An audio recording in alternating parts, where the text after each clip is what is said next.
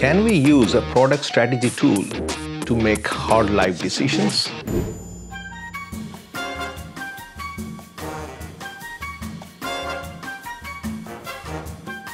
SWOT analysis and TOWS matrix are very popular product strategy tool. It works pretty well.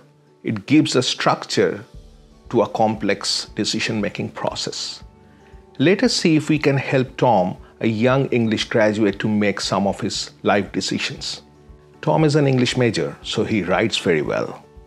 He is athletic, he runs half marathon, and he also has a hobby of detailing and restoring cars. He also grills very well, a skill he has picked up as he works in a very popular steakhouse in the big city. These are all Tom's strengths. Tom hates math. His earning is also poor because that steakhouse job doesn't pay much. His cost of living is high because he has to pay a huge rent to live in the big city. And lately, this COVID scenario is also making him feel a little bit depressed. These are all Tom's weaknesses. Tom is well aware of this COVID scenario. Horrendous as it is, but it also has opened up some opportunities. In some jobs, it is now possible to work remotely. The online ordering demand has increased. People are now ordering everything, including food, to be delivered at their doorsteps. These are all external opportunities Tom can avail. But at the same time, the COVID-19 has impacted very badly some industry, like restaurants, hospitality, travels, transportation. All of them are severely impacted. There are a lot of uncertainties about when the things will become normal, how the economy will recover, all those things. These are all external threats. What we have now here is the SWOT analysis of Tom's life and his environment. Here comes the interesting part. We'll be using those SWOT analysis and help Tom to create his life strategy using TOWS matrix. Let us tell Tom to create a maxi-maxi strategy by combining one or more of his strengths and opportunities and write them down on the TOWS matrix. So he has come up with a business idea of opening a barbecue home delivery, where he will, using his grilling skill, he will utilize the opportunity that people are ordering food to deliver to their doors. He will also utilize his writing skill to print flyers, and which he will hand deliver to the local residents to advertise his business. Now, Tom will create a maxi-mini strategy by combining one or more of his strengths with the external threats.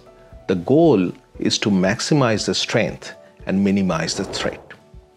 So he has decided to address the job uncertainty by becoming self-employed by starting a new business.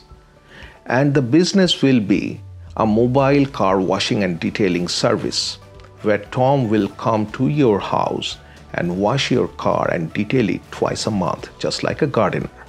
As most of the cars are not driven and collecting dust, Tom feels that many people will be willing to pay him a retainer to keep their car clean and drivable.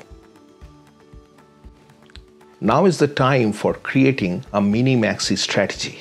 The goal is to reduce the weakness and maximize the opportunity.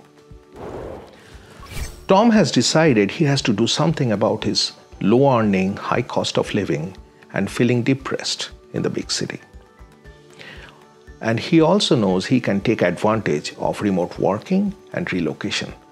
So he has strategized that he will move to an outdoorsy, affordable location and look for an online HR job, where he can use his English skills, and also he can totally utilize the outdoor activity to make him feel happier.